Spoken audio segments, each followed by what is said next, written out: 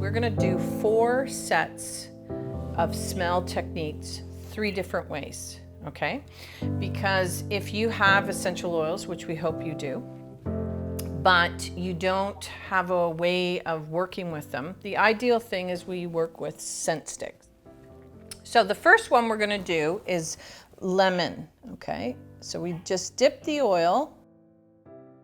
Now I like to close my eyes just because I like to focus on it. And if you have no sense of smell, you don't know what you're smelling, right? And it's really important with the workbook, you would write down if you could smell anything.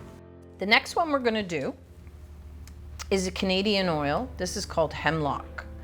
And Hemlock is a spruce. Now, a lot of people would not have known this. This is very Canadian. So you smell, and I call them like bunny sniffs, really quick. And what you're doing is you're trying to cause the synapses in your brain to fire up. That's what you're doing when you smell.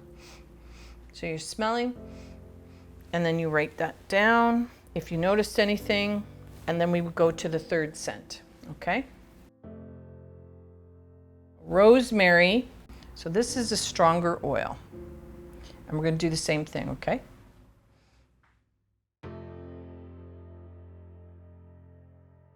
Now this one will smell like eucalyptus. You smell the camphor? It's very similar, yeah. Yeah.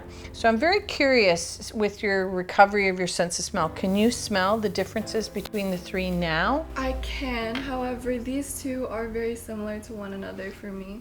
Okay, so in particular with you, what I would do to increase your smell learning is I would focus on the differences. So this tells me the nuances. Your smells are very similar, and now we want to make them different because there's a huge difference between rosemary and hemlock from an odor. So what we want to do is teach your brain to now separate them, okay?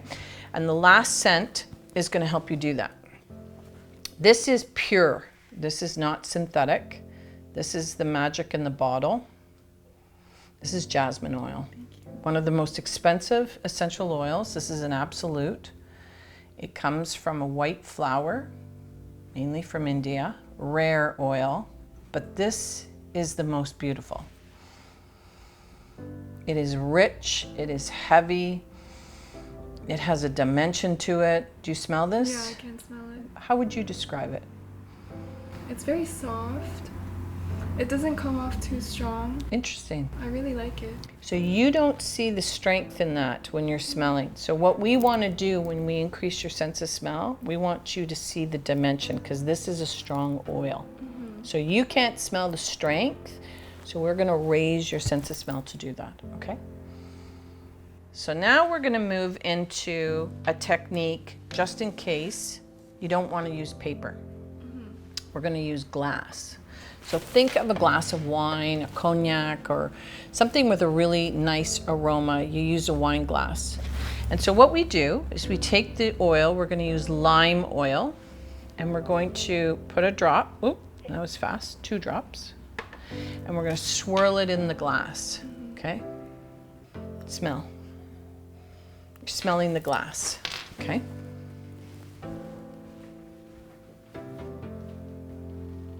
You see that? So when you're finished with this and you're finished smelling, we just put it upside down on the plate, and then we would go to the next one. And then earlier in the morning, we would do this, and then at night we would do this. So we're gonna repeat it. So now we're gonna use this is chamomile. This is Roman chamomile.